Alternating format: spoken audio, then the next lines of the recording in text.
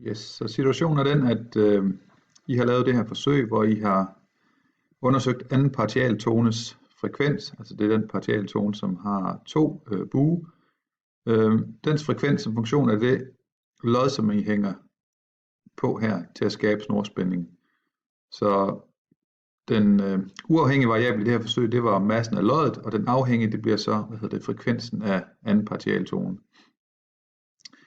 Så har vi en formel, som fortæller noget om snorens masse per længde. Og snorens masse per længde, det er simpelthen massen af den snor, man har, divideret med længden af den her snor. Så det kan man lige måle og på den måde bestemme. Den oplysning får I fra mig. Den kraft, som loddet hiver i snoren med, den er givet ved tyngdekraften på loddet, så det er m lod gange g, hvor g er de her 9,82 newton per kilogram.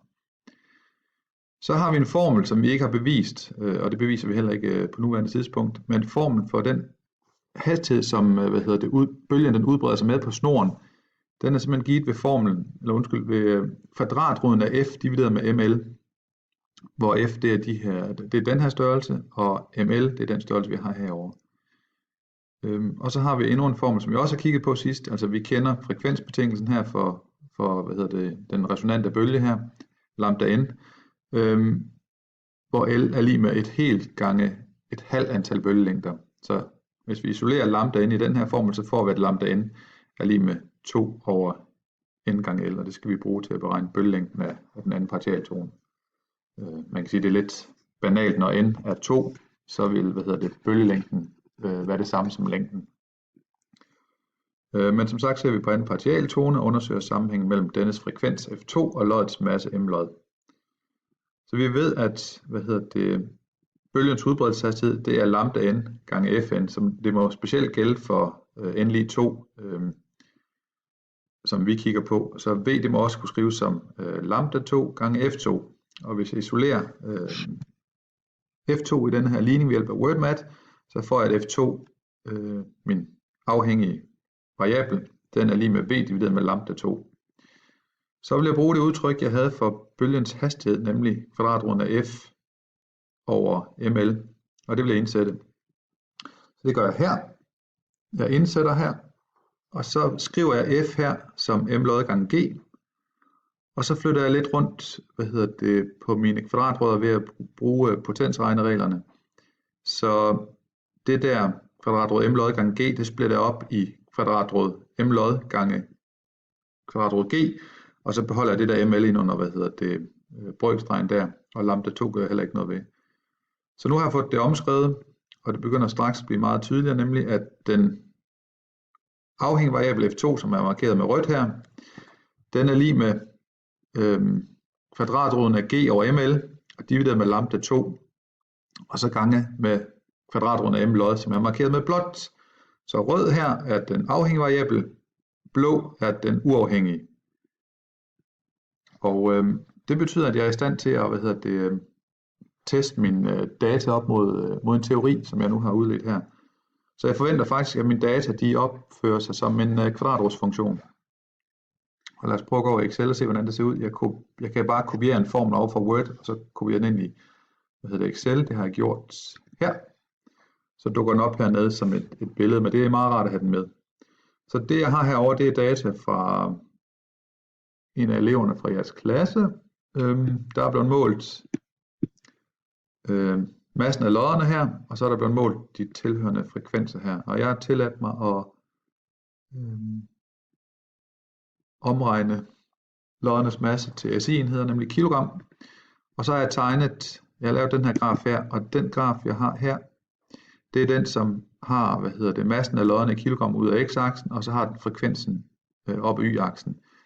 Og så har jeg tilføjet en potensfunktion, og vi kan se, at det passer ret godt med, at data de passer til den her model. Problemet med Excel, det er, at jeg kan ikke tvinge den til at fitte til en kvadratrodsfunktion. Den kan kun lave en potensfunktion, men ikke til en specifik værdi af eksponenten deroppe. Så jeg kan ikke tvinge den til, at den skal have en værdi på 0,5 her, hvor den viser 0,514 i mit tilfælde her. Så det jeg gjorde, det er, at jeg laver et lille variabelskift, som jeg snakkede om før. Så jeg har indført en række her, som er kvadratroden af loddets masse, så jeg tager simpelthen kvadratroden af den celle herovre.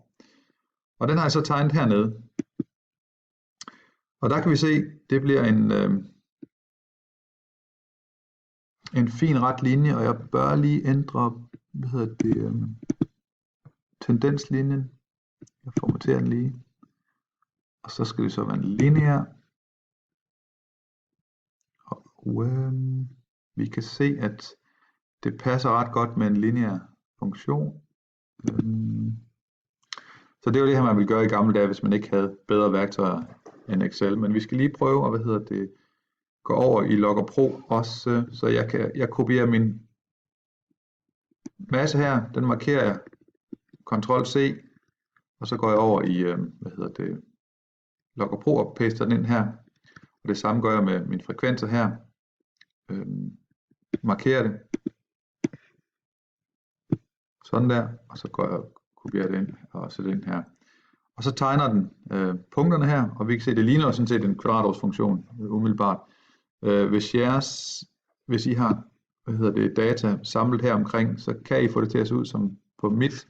Ved at trykke på det der A, så zoomer den automatisk til, eller autoscaler den automatisk til de data, I nogle gange har. Og så vil jeg simpelthen tvinge den til at, fordi jeg finder en model, en kvadratårsfunktion, som passer rimelig godt til, eller så godt som muligt til de her data. Og jeg går ind under Analyze, og så vælger jeg Curve Fit, og så vælger jeg bare jeg vælger den her smoothingspunkt, og så trykker jeg lige Define Function, og så skal den opløfte A gange x i ende. Min x, det er min uafhængige variable, så det er sådan set fint nok, det vælger jeg lige, men den skal oprettes, eller opløftes i 0,5, og komma, det skal skrives som punktum. Og sådan der, så får jeg, lad os prøve med det og se, hvad der sker. Jeg trykker OK, try fit, og så får jeg så min, kvadratårsfunktion, som passer ret pænt på data. Og jeg får en hældning A, som hedder 67,37, og det kan jeg lige sammenligne med det, jeg fik over Excel. Sådan der får jeg 68,74 cirka, og 68,94 hernede, når jeg fitter med, den rette linje på, med variabelskiftet. Så det passer rimelig godt. Så spørgsmålet er, hvad forventer jeg, værdien af min hældning den skal være? Jamen, G kender jeg jo. Lambda 2, den kender jeg også, fordi lambda 2 det er bølgelængde af min anden partialtone, og anden partialtone, den har samme bølgelængde som længden af den snor, der vibrerer. Så det er bare 1,495 meter. Så er der G det er 9,82, det er tyngdeakcelerationen, men ML, det er snorens masse per længde, og den har jeg ikke oplyst jer om endnu, men jeg skal nok fortælle jer, hvad den er, så I kan prøve at sammenligne med jeres tal. Men som jeg husker det, så ligger den omkring 0,0015 kg per meter. Det er et tal, jeg bare har sjusset mig til fra hukommelsen, men det er der omkring. Og så har jeg selv tilladt mig at beregne hældningen herinde. Så jeg tager simpelthen ifølge formen, jeg skal tage kvadratroden af G divideret med ML, det har jeg gjort her, og så dividerer jeg så med bølgelængden. Så når jeg lige får den præcise værdi for snorens masse per længde ind her, så kan jeg faktisk også komme med et teoretisk bud på, hvad hældningen burde være, og så dermed se på, hvor godt stemmer, teori og praksis overens.